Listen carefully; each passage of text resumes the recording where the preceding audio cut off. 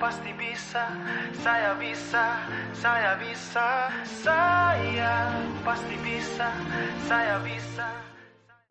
Assalamualaikum warahmatullahi wabarakatuh. Waalaikumsalam warahmatullahi wabarakatuh.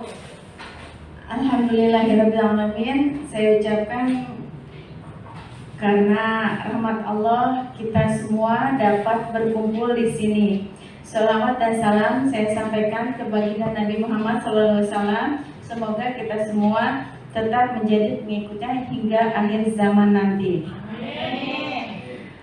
Alhamdulillah teman-teman, saya senang sekali bisa membuka acara diseminasi hari ini di hadapan teman-teman semua. Dalam waktu kurang lebih 60 menit ke depan, saya akan mengupas tentang penyebaran pemahaman budaya positif di sekolah.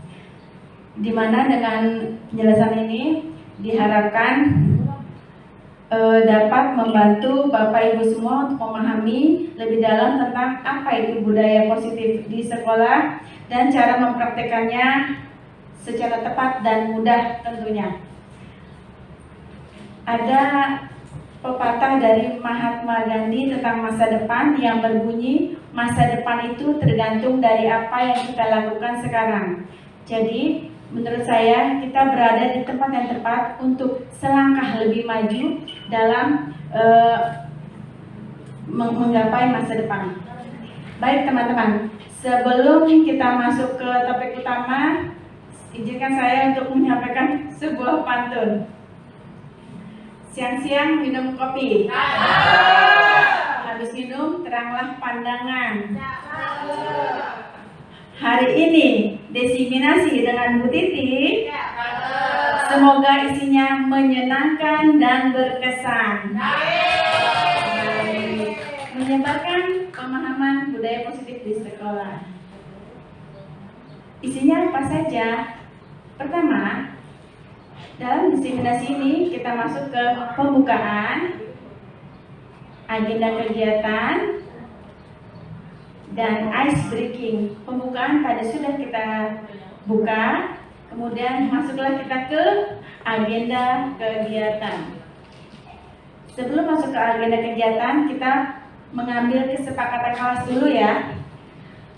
Kesepakatan kelas hari ini yang saya ambil, 1. HP silent saat kegiatan, setuju? Kedua, acungkan tangan saat akan berpendapat, setuju? 3. Aktif mengikuti kegiatan. Yang keempat, saling menghargai. Setuju. Ada yang mau ditambahin? Tidak. Oke, kita slide selanjutnya. Pembukaan sudah, masuklah ke agenda kegiatan. Agendanya apa dulu? Yang pertama, opening. Kedua, budaya positif di sekolah dan penjelasannya. Yang ketiga, closing. Oke, untuk opening kita mulai dari diri dengan mendengarkan cerita dari Bapak Ibu semua.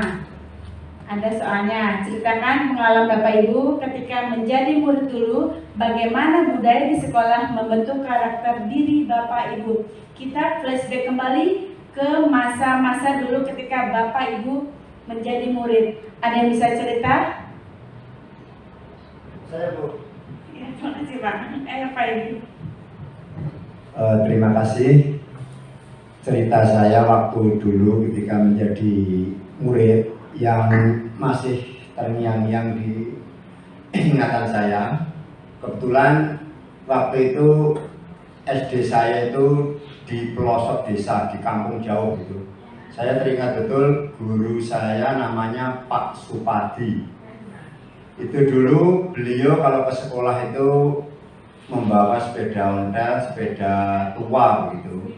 Kemudian tasnya itu tas hitam kulit itu, kalau nggak salah itu ada di situ tulisannya apa ya, penataran. Itu masih ingat betul saya itu, penataran itu. Penataran apa nggak tahu, tapi tulisannya itu penataran, ditaruh di belakang di boncengan itu. Nah ketika beliau itu masuk ke lingkungan sekolah, itu saya pernah menyapa beliau itu berkali-kali, malah anak-anak itu pada ngumpul di pintu gerbang, nggak ada pagarnya dulu itu, namanya sekolah di kampung gitu. Jadi ketika beliau datang itu anak-anak itu menyambut, selamat pagi Pak, selamat pagi, kemudian royoan. Jadi sepeda beliau itu rame-rame dituntun oleh murid-muridnya. Kemudian ada yang membawakan tas beliau itu. Jadi itu yang saya ingat budaya di sekolah ketika pagi-pagi untuk menyambut guru yang datang. Mungkin itu yang bisa saya sampaikan. Terima kasih. Tangan teman-teman. Terima kasih Pak Edi. Jadi dari apa yang Pak Edi ceritakan tadi membuat karakter diri Pak Edi menjadi lebih ada rasa empati, saling tolong menolong gitu ya Pak ya. Iya baik. Tadi sudah kita dengarkan cerita pengalaman Bapak Ibu semua ketika jadi murid dulu. Nah yang kedua kita mulai dari diri lagi. Menurut Bapak Ibu budaya seperti apa yang berdampak positif dan bagaimana cara mewujudkannya? Ada yang bisa menjawab, menjabarkan? Seperti apa budaya yang positif?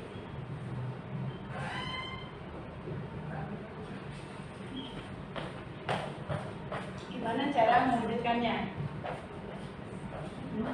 Yuk. Ada yang bisa? Ya, begini tuh, begini. Bagus Bu. Ya Bu Titi, mulai dari diri sendiri, budaya seperti apa menurut Bapak Ibu yang akan berdampak positif dan bagaimana cara mewujudkan. Di sini budaya yang menurut saya yang berdampak positif, 1. Tolong menolong, 2. Saling menghargai atau menghormati para teman, Bapak Ibu guru. Ya, bagaimana cara mewujudkannya? Cara mewujudkannya itu di saat kita waktu teman memerlukan pertolongan. Contohnya dia ketinggalan pensil, tidak membawa pensil di dalam kelas. Di saat itu ada teman yang satunya menolong meminjami pensil tersebut. Jadi itu merupakan dampak positif bagi siswa. Terima kasih. Terima kasih teman-teman. Sekali jawabannya. Jadi cara mewujudkannya dengan cara pembiasaan ya Bu Dian ya. Alhamdulillah. Tadi sudah teman-teman sudah menjelaskan tentang budaya positif yang pernah dialami dan yang akan diwujudkan. Sekarang kita lihat dulu ya. Apa sih budaya positif itu? Nah, budaya positif adalah sebuah nilai kebajikan yang menjadi keyakinan dan pada akhirnya menjadi karakter atau ciri khas dari suatu komunitas atau lembaga. Jadi, budaya positif yang dimaksud di sini adalah perbuatan-perbuatan yang baik menjadi karakter dalam diri kita. Nah, kita mau menyebarkan budaya positif di sekolah. Contoh budaya positif di sekolah itu apa aja sih? Kita lihat yang pertama, mengucapkan salam, bisa budaya positif di sekolah. Yang kedua, mencium tangan guru, bisa. Yang ketiga, menjaga kebersihan, bisa. Kesepakatan kelas, bisa? Bisa. Ada yang mau tambahin? Ya. Oke. Baik, berikutnya budaya positif. Budaya positif itu apa sih? Kemudian ada 5 pilar utama dalam membentuk budaya positif di sekolah. Yang pertama itu apa? Disiplin positif. Kedua, motivasi perilaku manusia, hukuman dan penghargaan. 3, posisi kontrol restitusi. Keempat, keyakinan sekolah atau kelas. Dan yang kelima adalah segitiga restitusi. Baik, dalam membentuk, menciptakan karakter budaya positif di sekolah, kita pertama kali harus memahami tentang disiplin positif. Apa itu disiplin positif? Nah, disiplin positif biasanya yang melekat sama kita tuh tentang apa sih? Kalau ada kata-kata disiplin, biasanya tentang tata tertib, ya. Pasti berhubungan dengan disiplin. Kemudian selalu kita mengaitkan disiplin itu dengan teratur. Kemudian dengan kepatuhan. Disiplin juga kadang kita kaitkan dengan hukuman. Dan disiplin juga kadang berkaitan juga dengan rasa ketidaknyamanan, rasa tidak enak, rasa sakit. Tapi disiplin positif dalam dunia pendidikan itu lebih ke arah disiplin diri yang memiliki motivasi internal. Jika tidak bisa menimbulkan motivasi internal, maka perlu bantuan pihak lain untuk mendisiplinkan kita. Nah, disiplin diri di sini lebih kepada mengontrol diri, menguasai diri untuk memilih tindakan yang mengacu pada nilai-nilai yang kita hargai. Disiplin diri ini membuat murid kita lebih menyadari berdasarkan motivasi intrinsik, bukan karena paksaan atau imbalan. Kemudian kita sudah tadi salah satu pilar utama dalam budaya positif adalah disiplin diri, yang kedua adalah motivasi perilaku. Ada 3 motivasi perilaku, yaitu 1, menghindari kenyamanan atau hukuman. Yang kedua, untuk mendapat imbalan atau penghargaan dari orang lain. Dan yang 3, untuk menjadi orang yang mereka inginkan dengan nilai yang mereka percaya. Maksudnya apa? Segala sesuatu yang kita lakukan pasti ada motivasinya. Dan motivasi itu terbagi menjadi 3 seperti yang dilihat di layar. Tapi motivasi yang pertama, menghindari ketidaknyamanan. Motivasi yang pertama, menghindari ketidaknyamanan atau hukuman, itu termasuk motivasi dari mana? Dari dalam kah atau dari luar? Coba kita lihat. Menghindari ketidaknyamanan. Oh, motivasi dari luar. Dan ini bukan yang kita cari. Kemudian kita balik lagi. Lihat motivasi yang kedua, untuk mendapat imbalan atau penghargaan dari orang lain. Ini termasuk motivasi dari dalam atau dari luar? Yuk kita lihat lagi. Oh, dari luar lagi. Itu juga bukan yang kita cari. Kemudian kita kembali lagi ke motivasi yang ketiga, untuk menjadi orang yang mereka inginkan dengan nilai-nilai yang mereka percaya.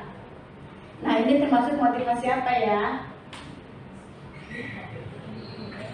Nah, motivasi intrinsik ini yang kita cari. Bagaimana caranya menimbulkan motivasi intrinsik dari dalam diri siswa, sehingga siswa mengerjakan sesuatunya bukan karena imbalan, bukan karena penghargaan, bukan karena menghindari hukuman, tapi harus dari dalam diri mereka. Sekarang saya mau tanya sama ibu-ibu, anak murid ibu bapak semua biasanya melakukan sesuatu itu lebih banyak mana motivasinya?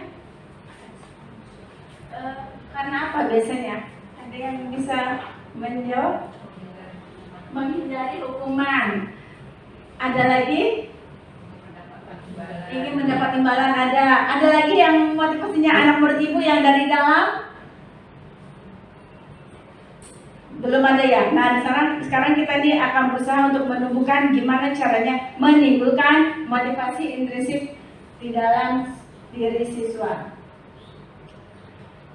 Baik, tadi motivasi sudah kita jelaskan, alasan-alasan kenapa orang melakukan sesuatu, dan di sini akan dijelaskan juga tentang 5 kebutuhan dasar manusia menurut William Glasser. Kenapa? Karena pasti segala perilaku manusia itu merupakan kompensasi dari sesuatu yang dia butuhkan.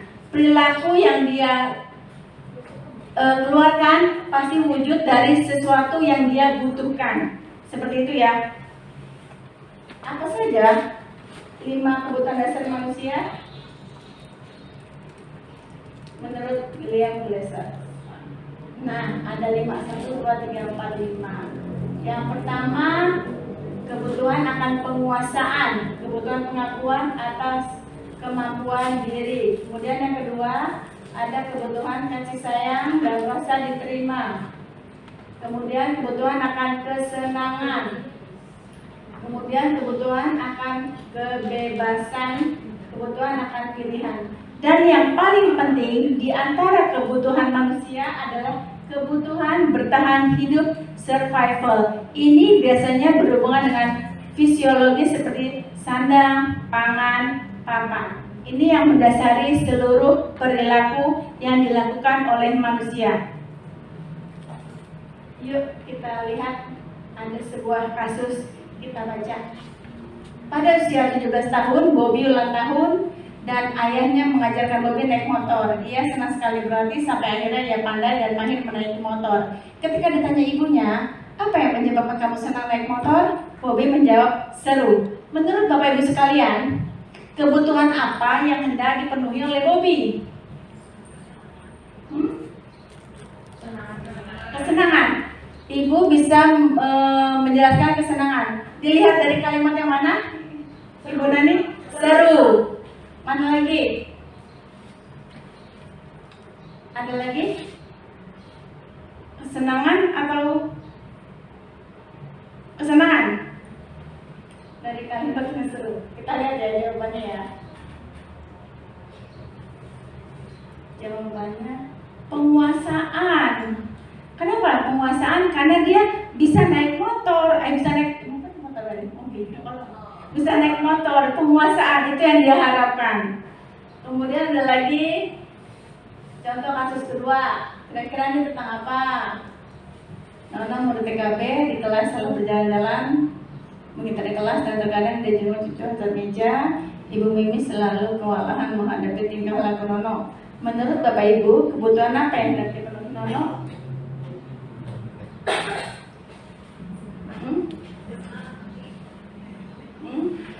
Senang melihat pacarnya? Cari perhatian. Tadi ada 5 kebutuhan. Kita ulang lagi ya. 5 kebutuhan. Nah, penguasaan, kasih sayang, kebebasan, kebutuhan bertahan hidup, kesenangan. Untuk yang Nono tadi gimana Nono? Dia tuh selalu wira-wiri muter-muter kelas. Kebebasan. Kita lihat yuk jawabannya apa.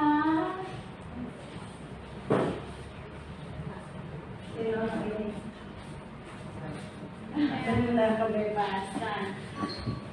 Nah, jadi kita kalau melihat anak murid yang melakukan tindakan yang di luar kewajaran, jangan langsung mengambil keputusan dengan mencap dia, menjudge dia anak nakal. Karena apa? Karena seperti saya bilang, sesuatu yang dia lakukan pasti berusaha untuk memenuhi salah satu dari kebutuhannya. Seperti itu ya Bu. Kemudian kita lanjut ke perbedaan hukuman, konsekuensi, dan restitusi. Hukuman. Apa sih yang terbesar di benak kalian tentang hukuman? Hukuman itu biasanya memberi rasa tidak nyaman. Ada nggak hukuman yang nyaman? Nggak ada. Kemudian yang kedua, tidak ada kesepakatan antara dua pihak. Karena apa? Biasanya hukuman itu ditetapkan oleh satu orang. Dan hukuman itu biasanya bersifat personal. Kadang beda-beda. Untuk orang ini dan orang ini beda-beda hukumannya. Kemudian tidak ada hubungan antara hukuman dengan kesalahan. Maksudnya apa? Maksudnya begini. Misalnya dia kesalahannya hanya salah pakai baju, tapi hukumannya tidak berhubungan dengan baju. Hukumannya dengan fisik. Misalnya suruh gosok kamar mandi atau keliling lapangan, itu kan tidak ada hubungannya. Kemudian konsekuensi. Konsekuensi itu apa? Konsekuensi bersifat lebih abstrak dan logis. Maksudnya apa? Kalau tadi hukuman biasanya bersifat fisik atau kelihatan, tapi kalau konsekuensi itu tidak. Dia hanya sebagai pernyataan dan kadang-kadang juga bisa dan kadang-kadang juga masuk di akal. Itu perbedaan konsekuensi. Kemudian konsekuensi itu merupakan hasil dari tindakan bisa positif atau negatif. Kalau hukuman pasti ujung-ujungnya selalu negatif, ya. Tapi kalau konsekuensi belum tentu. Konsekuensi bisa positif atau negatif. Misalnya tidak mau makan siang. Ketika panggil tet, jam makan siang di pesantren misalnya ya, tiba-tiba dia nggak mau. Konsekuensinya apa? Lapar. Kelihatan kan orang yang sudah ada tulisannya kalau tidak makan lapar, belum tentu kan?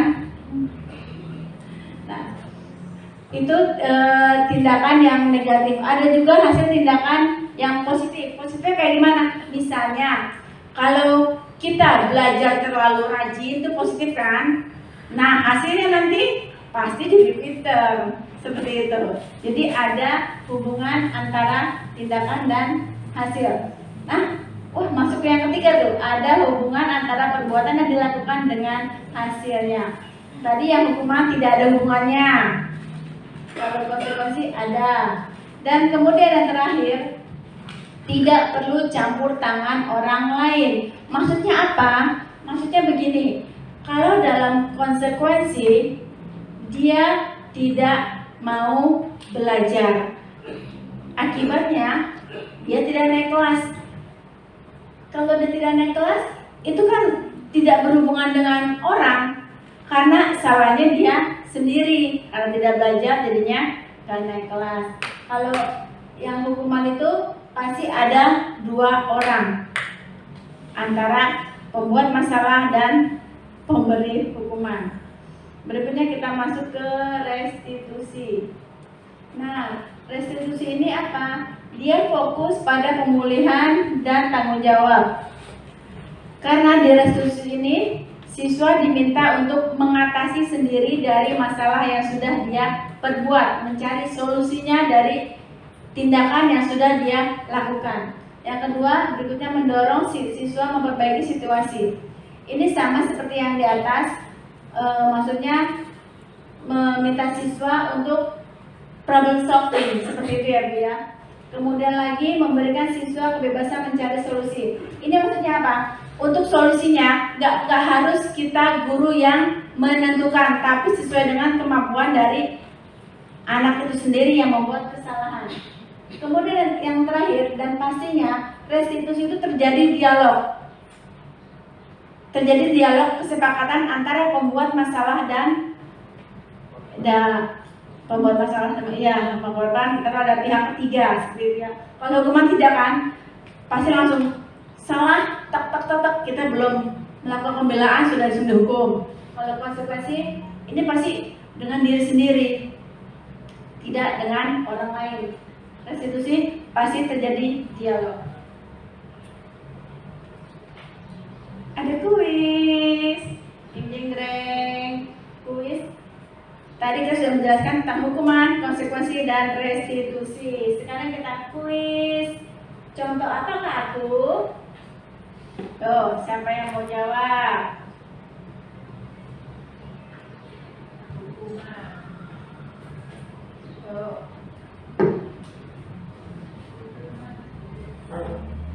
Apa Bu? Hukuman.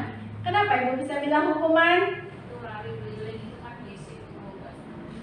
Tidak ada hubungannya ya antara terlambat sama lari. Kita lihat jawabannya. Bentar. Jeng-jeng. Mana?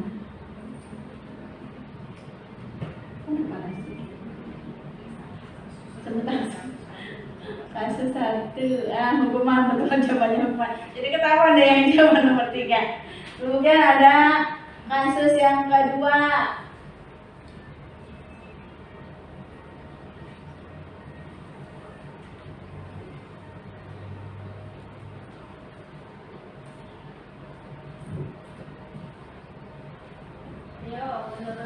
Menurut Bapak Ibu sekalian, kasus nomor 2 ini kira-kira berhubungan dengan apa ya? Hukuman, konsekuensi atau restitusi. Pak Edi, jawab Edi, dijawab Pak Edi.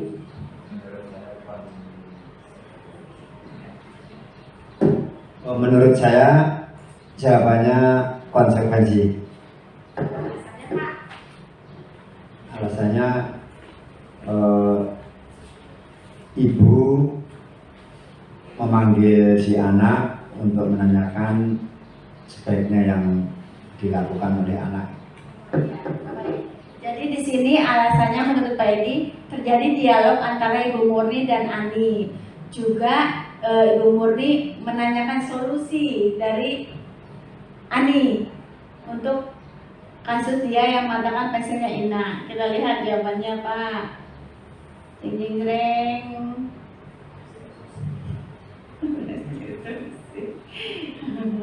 Restitusi karena terjadi dialog. Nah, yang sekarang yang ketiga. Nah ini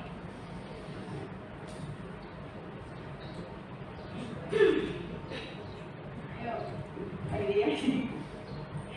Siapa yang mau jawab?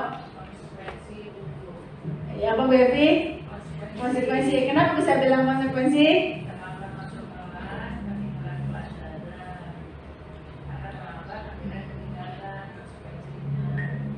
Oh ya, ini terjadi antara percakapan Dodo sendiri ya. Jadinya ya, kenapa dibilang konsekuensi? Kita lihat jawabannya. Iya betul. Tepuk tangan semua. Iya, Pak. Ini kita explikin dulu lah, ya, supaya tidak ada yang ya. Explikinnya gampang. Kita menyebutkan nama. Ini kan pas siang-siang nih jamnya makan. Menyebutkan nama makan siang, tapi dimulai dari huruf belakang yang saya ucapkan. Misalnya, saya makan siang pengen ayam. Belakangnya kan M. Saya berpikir saya kasih ke Bu Erni, M. Maunya makan apa M? Yang depannya M.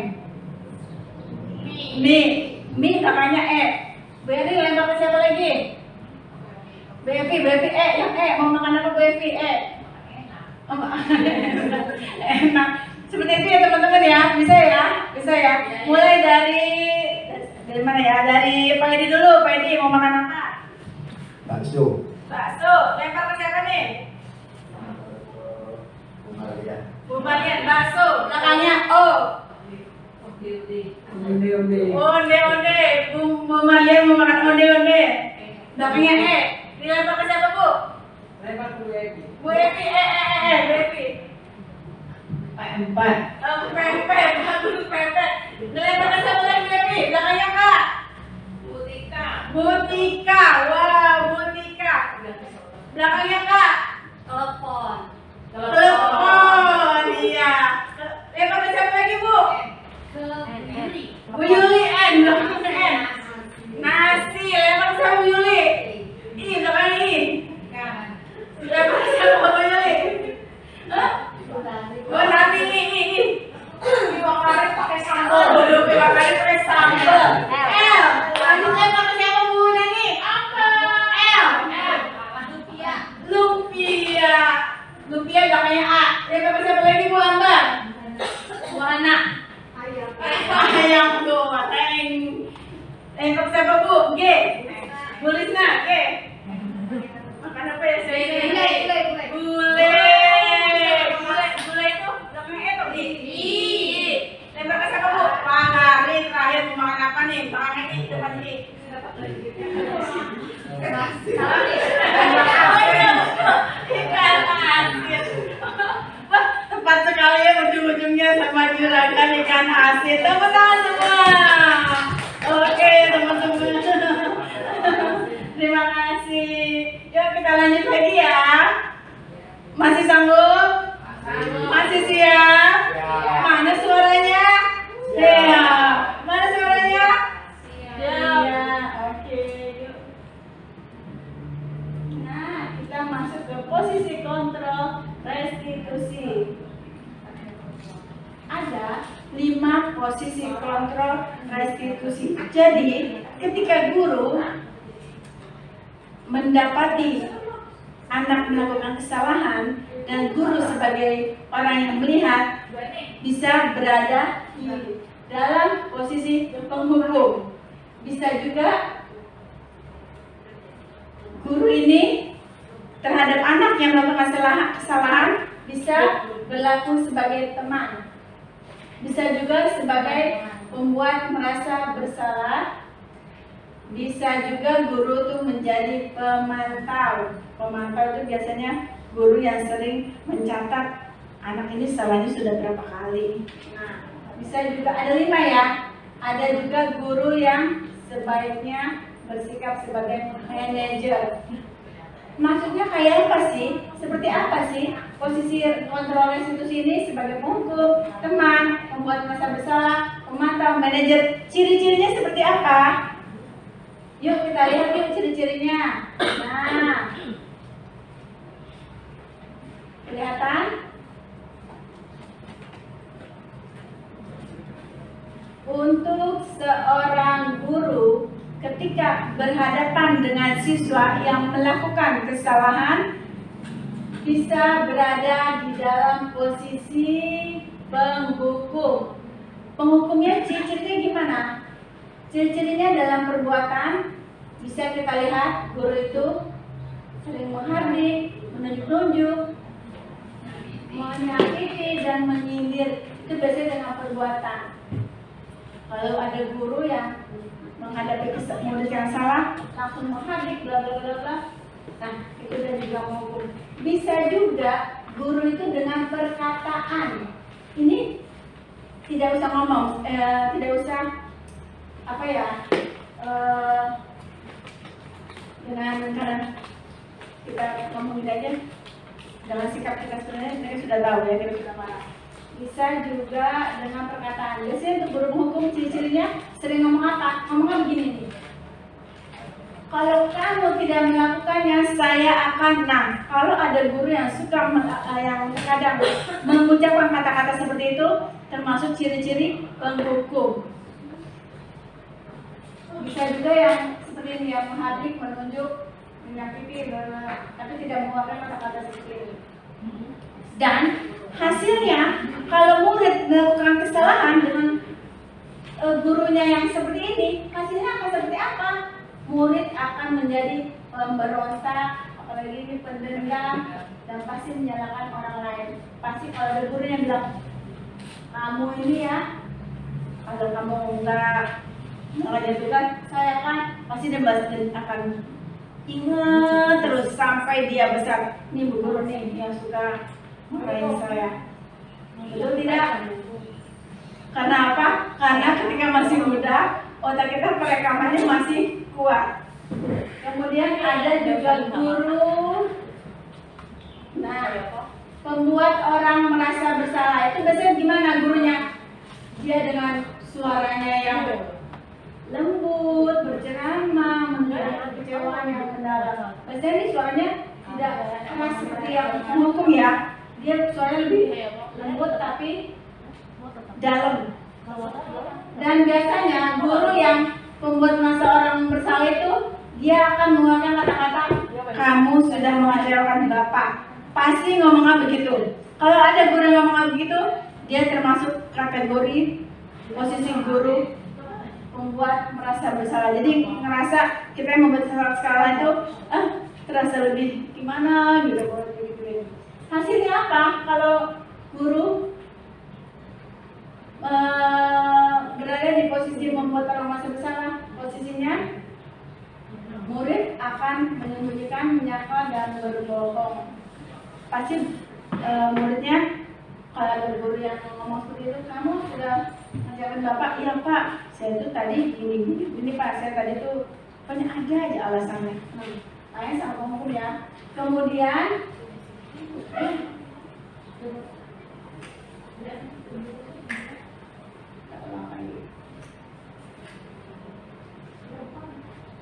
nah, ini termasuk dari identitas yang gagal. Karena murid melakukan kesalahan, dia pasti merasa gagal. Ya, gimana cara kita mengubah menjadi identitas yang berhasil? Dengan menjadi guru dengan posisi sebagai teman. Biasanya kalau guru posisi sebagai teman, itu dia akan membuat alasan-alasan ke murid. Misalnya seperti apa? Misalnya begini, membuat alasan gak apa-apa kok, orang bukan orang kok yang suka salah, bapak juga salah kok gitu, pernah salah itu sebagai teman. Jadi ngomongnya agak seperti gimana sih kalau kita ngomong sama teman, jangan kata bapak juga pernah kok kayak gitu. Nah, suaranya lebih seperti teman-teman, lebih lembut juga, sama tidak seperti yang guru penghukum menghadir-hadir gitu. Kemudian dalam ucapan biasanya dia ngomonginnya apa?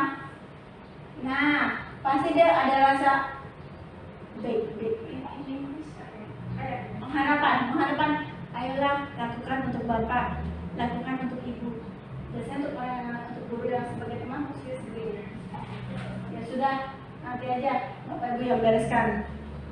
Sering kan ada bapak ibu yang sering ngomong seperti itu. Ya, nah hasilnya apa? Hasilnya jadi muridnya ketergantungan. Kalau nggak ada bapak ini, saya nggak ada yang bela. Kalau nggak ada ibu itu, saya nggak ada yang membuat hati, ngebesarin hati saya. Itu jadi ketergantungan. Nah, ada juga tadi posisi guru pemantau. Nah, biasanya untuk pemantau ini, guru ini selalu berbuat menghitung dan mengukur, selalu mencatat apa kesalahan anak. Nggak mungkin sekali dua kali. Kemudian juga biasanya untuk guru pemantau, dia mengeluarkan kata-kata, kamu sini, apa peraturannya? Sudah berapa kali kamu nggak masuk? Selalu pasti menanyakan seperti itu. Kemudian ada juga apa konsekuensinya, apa sanksinya? Pasti guru yang pemantau selalu menanyakan ini. Ada lagi yang di bawah, apa yang terjadi sekarang? Nah ini hasilnya apa? Jika murid yang selalu diawasi oleh guru, diperhatikan, dipantau, pasti dia kalau ada orangnya bakalan baik. Kalau nggak ada guru yang seperti itu, bakalan akur lagi seperti itu. Jadi semuanya dari semua posisi. Nah, dari semua posisi ini, semuanya ada ketergantungan. Motivasinya dari dalam semua. Motivasinya dari luar semua. Ini karena ada hukuman, takut. Ini karena ada ketergantungan. Nah, ini kalau sama, ini kalau ada orangnya kita merasa lebih gimana gitu. Berikutnya, untuk ini semua termasuk motivasi eksternal. Ada lagi, tadi ada 5 posisi guru ketika menghadapi kasus anak. Yang terakhir adalah posisi guru sebagai manajer. Biasanya guru yang berada di posisi ini akan mengajukan pertanyaan-pertanyaan. Dan tadi saya bilang restitusi ini selalu terjadi adanya percakapan. Percakapan antara guru dan murid yang melakukan kesalahan, dan pasti banyak mengajukan pertanyaan. Kenapa begini? Kenapa begitu? Seperti itu ya. Kemudian itu dalam berbuat. Guru juga untuk memantau akan selalu berkata, apa yang kita yakini? Apa kamu meyakini hal tersebut? Kalau kamu meyakini, maukah kamu perbaikinya? Kalau kamu perbaikinya, jadi kira-kira hal tersebut akan menggambarkan apa tentang dirimu? Nah, untuk guru yang berada di posisi manajer, dia akan berkata seperti ini, dia meminta solusinya dari anak itu sendiri yang melakukan kesalahan. Jadi guru tidak memberikan solusi, tapi mendampingi anak mencari solusi untuk guru yang menjadi manajer. Nah, hasilnya apa? Hasilnya untuk siswa yang berhadapan dengan guru yang sebagai manajer ini biasanya lebih menguatkan karakter siswa. Karena apa? Jadi di situ guru menanyakan alasan-alasannya apa, kalau kamu kesalahannya begini, apa yang harus diperbaiki. Jadi kan itu menguatkan karakter siswa. Jadi siswa jadi berpikir mencari jawaban dari masalahnya sendiri, tidak ditentukan semua dari guru. Nah, dari semua posisi ini, menurut teman-teman Bapak Ibu, posisi guru itu kalau menghadapi masalah kenakalan anak sebaiknya berada dalam posisi apa ya? Apa? Manajer, iya. Nah, alhamdulillah. Sekarang kita lihat slide berikutnya. Oh, ada kuis lagi. Ada kuis lagi. Kita lihat kuisnya lagi ya. Nah, posisi kontrol apakah tuh? Jika ada guru yang mengucapkan kata-kata seperti itu. Nanti ibu dimarahin kepala sekolah, ayolah bantu ibu. Kira-kira posisi kontrol apakah aku? Ayo, raise your hand. Kira-kira apa? Tadi ada 5 posisi kontrol.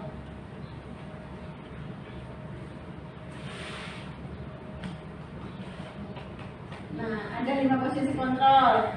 Kalau ada kata-kata yang bilang nanti ibu dimarahin kepala sekolah, itu termasuk perkataan ya. Coba kita lihat. Nah,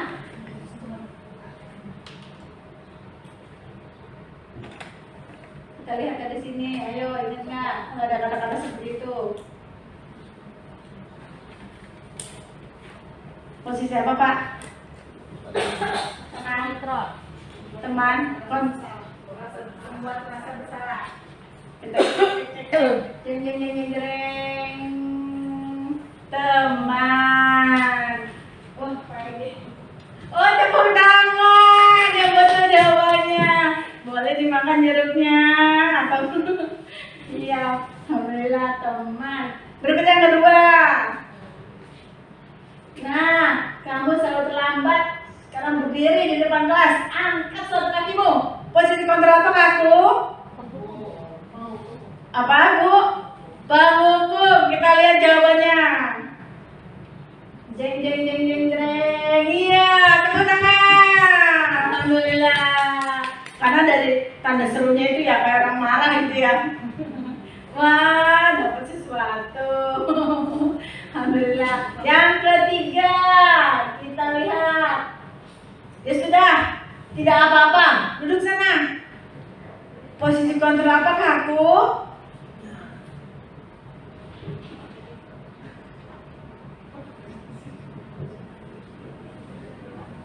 Ya sudah, duduk sana.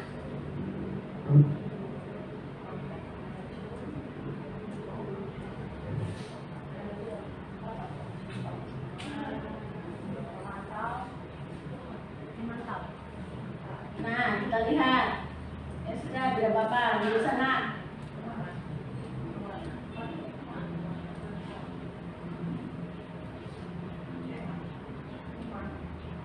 Apa? Teman kah? Yuk kita lihat jawabannya. Kan? Oke. Oh, ini ya tadi ya. Teman, tepuk tangan. Iya, hebat. Berarti kalian masih konsentrasi. Siapa lagi? Oh, ada hadiahnya. Alhamdulillah ada hadiah. Habis. Masih ada lagi kuisnya kalian. Ada lagi. Posisi kontrol apakah aku? Kira-kira bagaimana kamu membagikan masalah ini? Kira-kira apa? Manajer pemantau.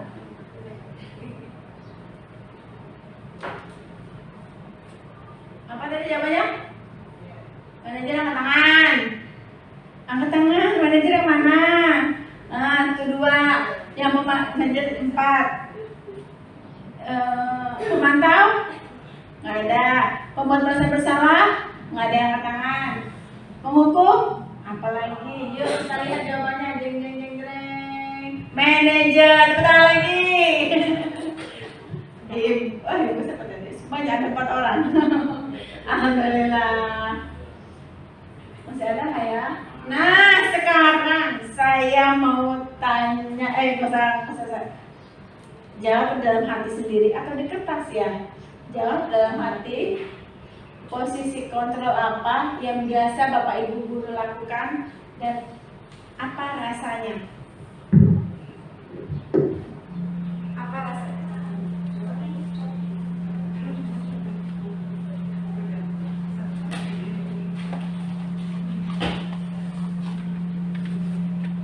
Ya, coba. Apa rasanya? Posisi kontrol apa yang biasa Ibu lakukan? Gimana rasanya? Apa yang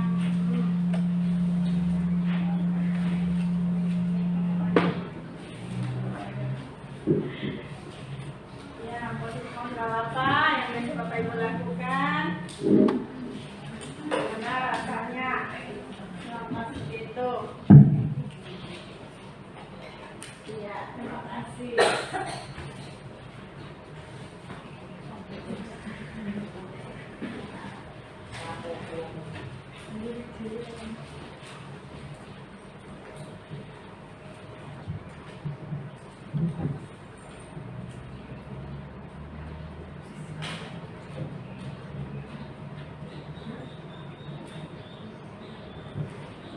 Ada yang tanya, Bu, kalau perpaduan semua posisi kontrol boleh nggak? Boleh. Selain menghukum, dia juga teman. Jadi menghukum juga bahasanya bahasa teman gitu kan. Ya terkadang kita pernah melakukan 2 posisi atau 3 posisi. Yang mana saja yang pernah Ibu lakukan?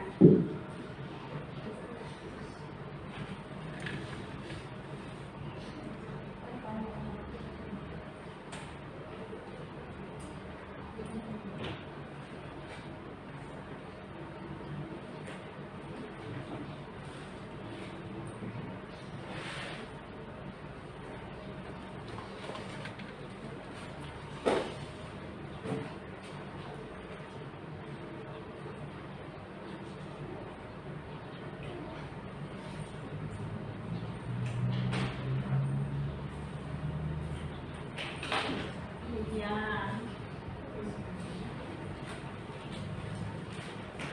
Nggak usah ditulis nama ya di sininya ya.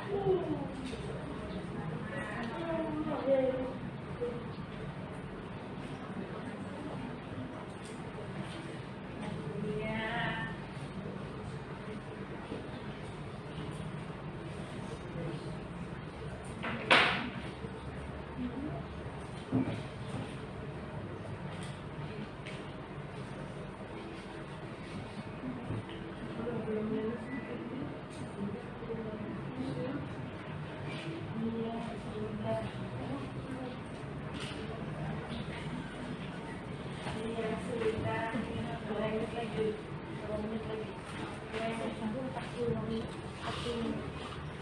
Baik, ada yang mau mencoba mengutarakan posisi kontrol apa yang biasa Bapak Ibu lakukan? Pak Hari. Pak Hari, Pak. Biasa seperti apa, Pak? Ayo. Ayo, Pak.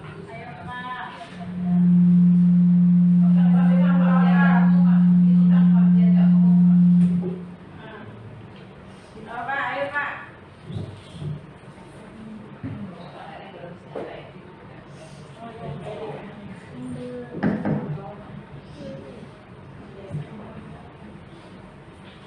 Menurut saya posisi kontrol yang pernah atau biasa saya lakukan itu barangkali melihat karakter anak juga. Jadi kalau saya menyebutkan misalnya hukuman atau teman itu juga belum tentu juga. Misalnya kalau murid saya karakternya itu bandel, sudah berkali-kali kasih peringatan atau di apa ya namanya itu, iya, dikasih perhatian seperti itu masih terus nekat terus, itu saya sering menggunakan hukuman. Tapi kalau anak bisa diajak untuk komunikasi, kita biasa menggunakan kontrol sebagai teman gitu.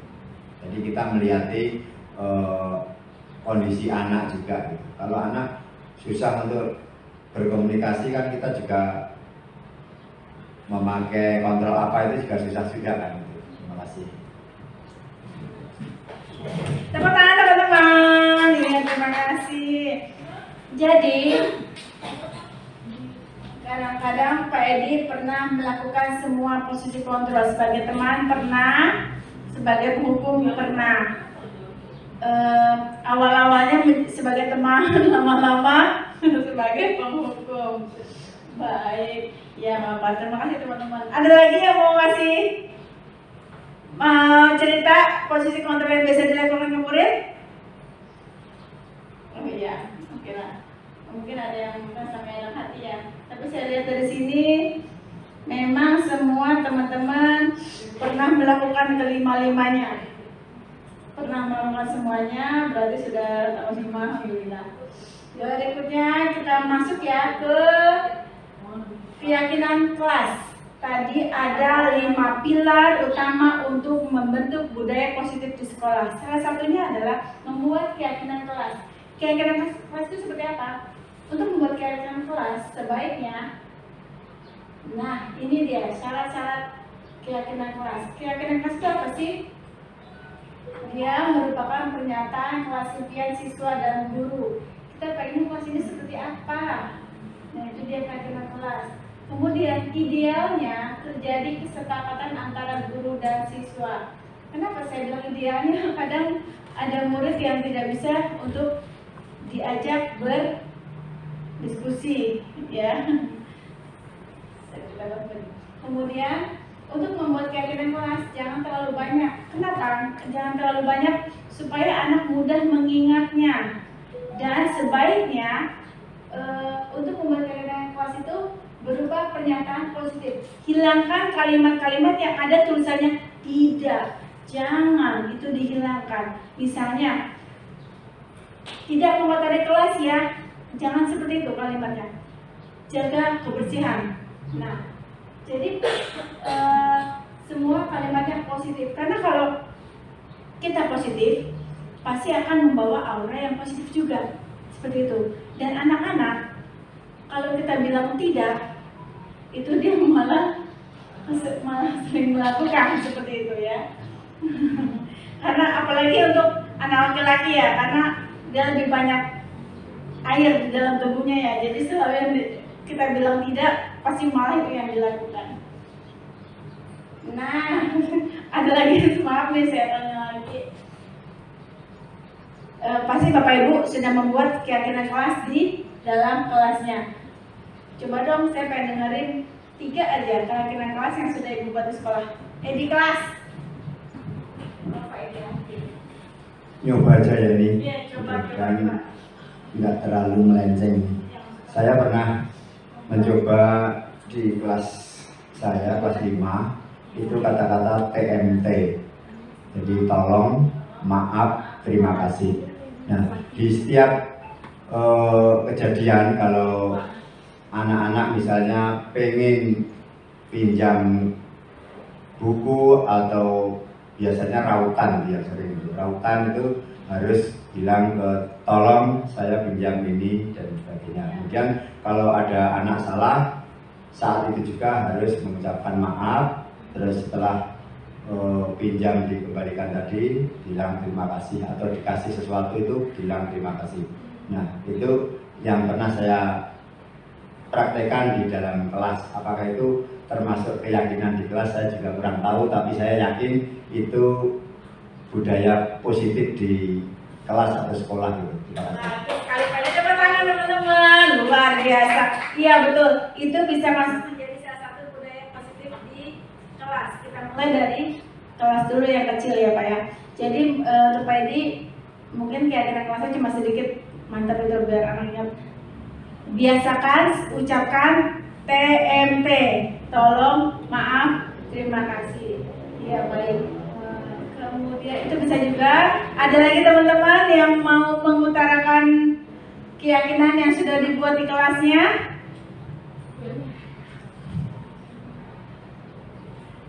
Iya.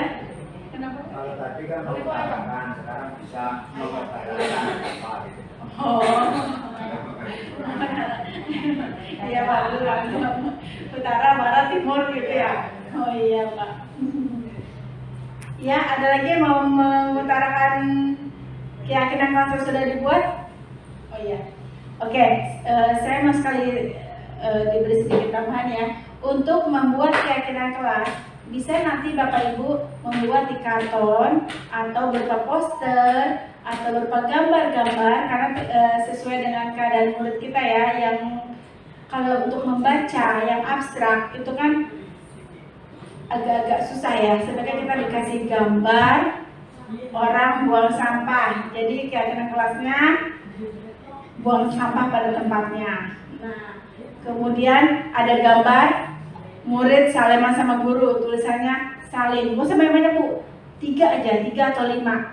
Buat keyakinan kelas yang positif di kelas. Kemudian nanti pasti kecil-kecil lama-lama membesar jadi membentuk karakter dari siswa Bapak Ibu itu sendiri. Berikutnya kita masuk ke segitiga restitusi, termasuk dari 5 pilar pembentukan budaya positif di sekolah. Salah satunya ada segitiga restitusi. Apa itu segitiga restitusi? Karena gambarnya segitiga, jadi dibilang segitiga. Nah, restitusinya itu apa? Restitusi merupakan proses dialog yang dilakukan orang tua atau guru agar dapat menghasilkan anak murid yang mandiri dan bertanggung jawab. Restitusi itu ciri-cirinya selalu terjadi dialog, tidak satu pihak, tidak ujuk-ujuk, apa ya bahasa kita ujuk-ujuk, tidak jreng, keputusan kita sendiri, tidak, harus selalu terjadi dialog. Nah, segitiga restitusi, segitiga. Nah, karena segitiga pasti ada 3 tahapan. Tahapannya mana dulu? Menstabilkan identitas, validasi tindakan yang salah, dan menanyakan keyakinan. Yuk kita cari tahu tentang menstabilkan identitas yang paling bawah dulu. Segitiga restitusi yang pertama adalah menstabilkan identitas. Nah, di sini menstabilkan identitas itu dilakukan berdasarkan prinsip bahwa membuat kesalahan adalah bagian dari proses pembelajaran yang nantinya akan menggeser identitas gagal ke arah identitas sukses. Maksudnya apa? Jadi, ketika anak melakukan kesalahan, jangan kita tinggalkan. Kesalahan yang anak buat itu namanya identitas gagal. Ketika dia sudah gagal, sudah terpuruk, kita jangan nambahin lagi sehingga dia menjadi makin gagal. Gimana caranya kita melakukan dialog supaya dia menuju ke identitas yang sukses, menyadari dari kesalahannya. Untuk menstabilkan identitas, biasanya apa yang diucapkan orang tua atau murid atau guru? Nah, biasanya ini kata-kata yang diucapkan. Ketika menemukan anak yang melakukan tindakan yang salah, biasanya mengucapkan ini yang pertama. Setiap orang pasti punya kesalahan dan setiap orang pasti melakukan kesalahan. Bisa juga kamu bukan satu-satunya yang pernah melakukan kesalahan ini. Bayangkan jika kita melakukan kesalahan kemudian dihadapkan dengan orang yang mengucapkan kata-kata seperti ini. Ya, tadinya kita merasa identitas gagal, kita mulai merasa ada yang menenangkan, ya kan? Nah, tuh. Berikutnya, sesudah menstabilkan identitas, berikutnya kita masuk ke tahapan yang kedua, validasi tindakan yang salah.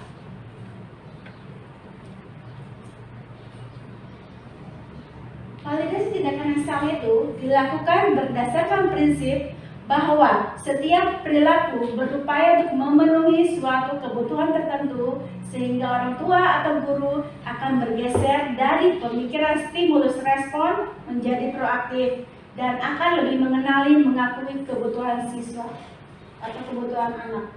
Seperti kita ketahui ya, tadi kan ada 5 kebutuhan dasar manusia. Segala sesuatu yang dilakukan orang pasti untuk memenuhi salah satu dari kebutuhan itu. Sama seperti anak ketika melakukan kesalahan. Biasanya kata-kata yang sering digunakan untuk validasi tindakan yang salah adalah kamu tentu punya alasan mengapa melakukan itu. Ini seperti mencari kebutuhan anak. Kenapa melakukan itu, ya kan? Nah, bisa juga ada orang yang lebih efektif untuk mendapatkan apa yang kamu butuhkan. Ini juga sama, mencari, menemukan kebutuhan anak. Kenapa dia melakukan tindakan seperti itu? Yang ketiga, tahap ketiga adalah menanyakan keyakinan. Nah, menanyakan keyakinan dilakukan dengan memberi pertanyaan-pertanyaan bermakna kepada anak dan murid untuk memunculkan motivasi intrinsik sehingga mampu mengaitkan keyakinannya dengan tindakan yang salah. Maksudnya apa? Tadi saya bilang restitusi adalah dialog. Nah, dialog itu yang ketiga itu menanyakan keyakinan. Biasanya yang dikatakan oleh orang guru atau orang tua ya, biasanya dia akan menanyakan keyakinan kelas apa yang telah kita sepakati. Kemudian juga kamu ingin menjadi orang seperti apa. Kata-kata seperti ini itu merupakan menanyakan keyakinan dari hasil dari perbuatannya dia itu. Perbuatan dia lalu kita tanya baik atau tidak. Mungkin untuk murid kita yang SLD hanya bisa kita tanya ya, baik tidak untuk yang autis.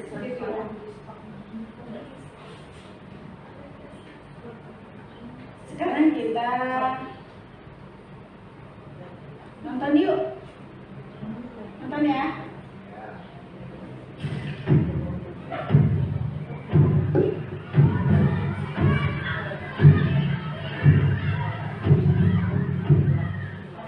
Maaf Pak, saya tadi diajak Kasman.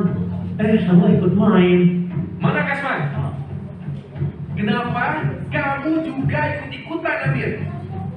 Nakal sekali sampai kelas tergenang begini. Kalian sekolah mau main-main atau mau belajar?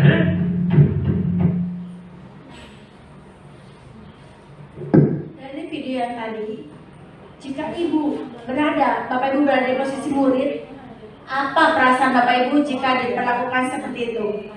Gimana coba? Ada yang bisa mengutarakan?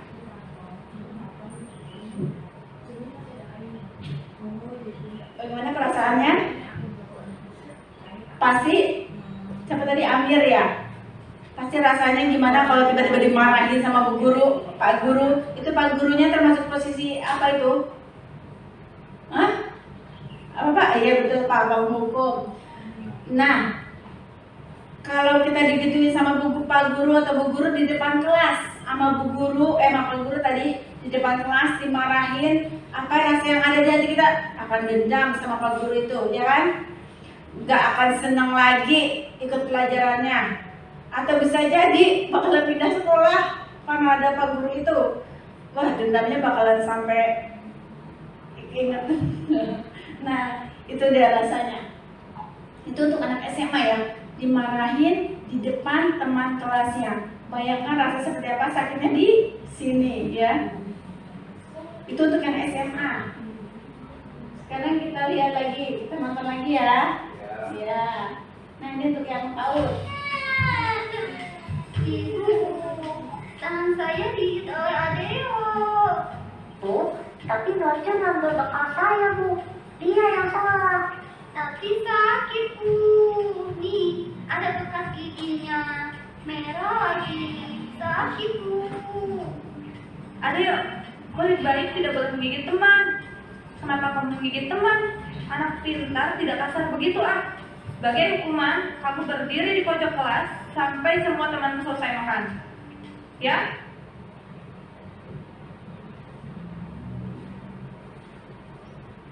Nah, sekarang saya juga mau tanya lagi, gimana perasaan Adeo sama Norce dimarahin sama bu gurunya seperti itu? Awal-awalnya bu gurunya memberi perhatian baik-baik, lama-lama menjadi penghukum ya. Gimana rasanya? Mungkin nggak si Adeo sama Norce bakalan cerita ke ibunya pas pulang ke rumah, "Bu, tadi dimarahin sama bu guru." Pasti nggak cerita? Pasti kan cerita ya. Dan pasti nanti yang malah yang ributnya jadi orang tua, bukan anaknya. Pernahkah Bapak Ibu mengalami posisi di kelas ketika menghadapi murid seperti Adeo dan Norce? Pernahkah? Hah? Pernah? Oh iya, pernah. Apa yang Ibu lakukan? Diam aja. Oh iya. Diam aja. Nanti juga lupa sendiri gitu ya. Sebaiknya gimana sih kalau kita menghadapi anak-anak seperti itu tadi? Nah, kita nonton yang ini. Salah. Kita nonton yang ini.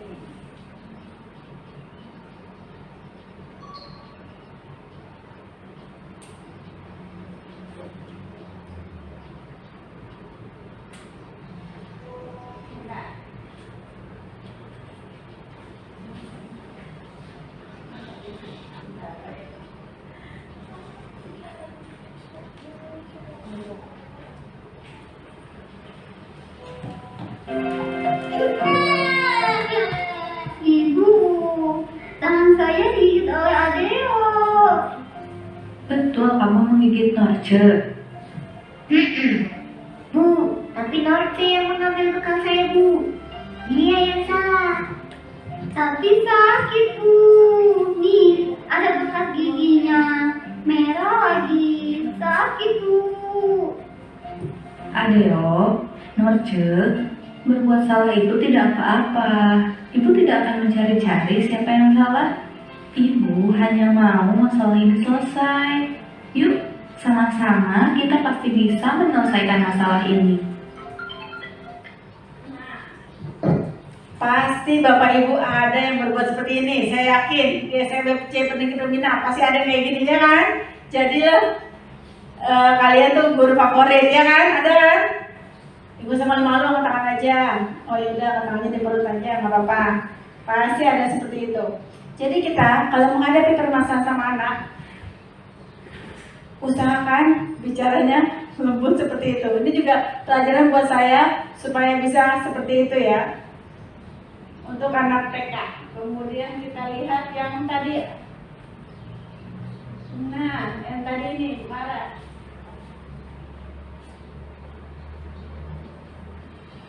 Ini yang kedua. Halo, selamat pagi semuanya. Maaf Pak, saya tadi diajak Asman. Semua ikut main. Waktu sekolah dulu, Bapak juga senang sekali bermain dengan teman-teman, apalagi bermain air. Nah, ada dua film. Yang pertama gurunya marah-marah dan yang kedua berkata lembut seperti yang tadi. Jika kita mendapati guru yang seperti itu, gimana rasanya anak SMA aja yang sudah jalan pikirannya ya. Ketika mendapati guru seperti itu pasti bakalan, ini guru the best, ini guru mantap. Tapi bukan berarti besok ngebantuin kelas lagi ya, seperti itu ya. Ini juga pelajaran buat saya, gimana harus bersikap ketika menghadapi kesalahan pada anak. Sudah. Nah, kata-kata apa yang sebaiknya kita gunakan ketika menghadapi kesalahan pada Kesalahan anak? itu kita bisa menyelesaikan masalah ini. Ibu atau bapak guru tidak tertarik pada kesalahanmu, tapi bagaimana mencari solusi dari kesalahan ini. Kamu berhak kok merasa begitu. Kita sudah mencoba yang terbaik yang bisa kita coba.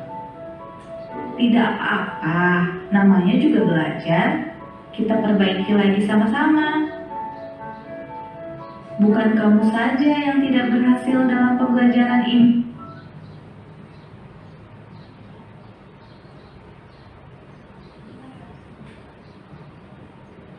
Bukan kesalahan itu, kita bisa menyelesaikan masalah ini. Ibu atau bapak guru tidak tertarik pada kesalahanmu, tapi bagaimana mencari solusi dari kesalahan ini? Kamu berhak kok merasa begitu.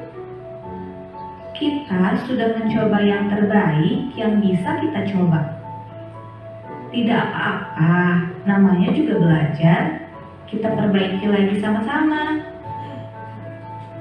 Bukan kamu saja yang tidak berhasil dalam pembelajaran ini. Wah, masuk ice breaking lagi. Sama seperti tadi saya bilang, ketika akhir sesi pasti ada ice breaking. Tapi sebelum masuk ke ice breaking, semoga dengan penjelasan tadi juga pelajaran buat saya, kita bisa membuat budaya positif mulai dari diri sendiri dan mulai dari kelas kita sendiri. Ice breaking apa? Ayo siap-siap yuk. Ice breaking. Sebutkan warnanya, Pak Hari. Sebutkan warnanya. Hijau. Kok ungu? Kuning. Hitam. Hijau.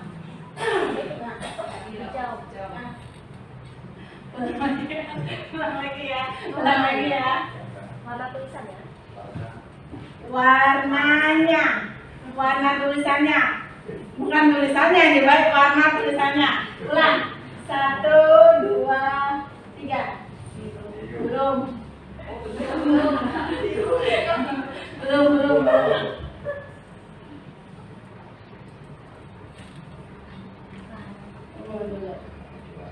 Hijau. Nah, cepetan. Kuning. Hitam. Pink. Hijau. Cepetan. Jadi dia udah balik ke warna. Sengaja dicoba kalau kemarin kita lagi, oh ya udah. Berikutnya.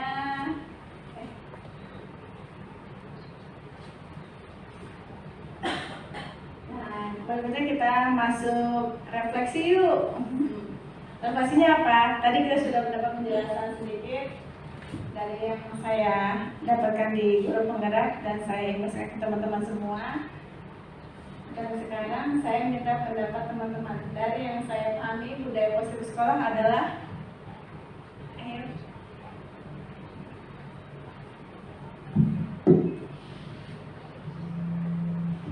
semoga dengan budaya positif ini dapat saya jalankan dengan pelan tapi pasti.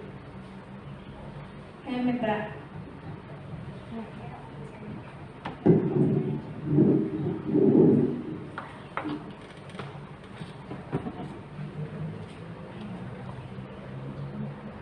dari yang saya jelaskan tadi, menurut Bapak Ibu, apa itu budaya positif di sekolah? Ada yang bisa memberikan umpan balik, refleksi?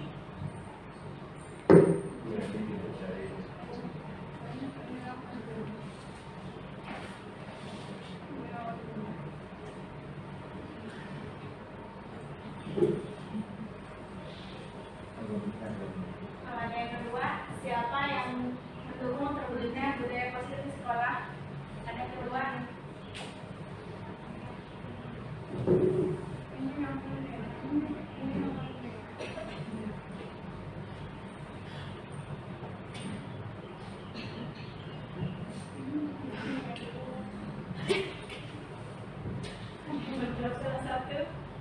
Saya akan mencoba menjawab yang nomor 2 saja, nanti yang nomor 1 dia pahami. Siapa saja yang mendukung terwujudnya budaya positif di sekolah? Menurut saya yang sangat mendukung budaya positif di sekolah itu yang pertama adalah guru, karena guru di sini sebagai panutan.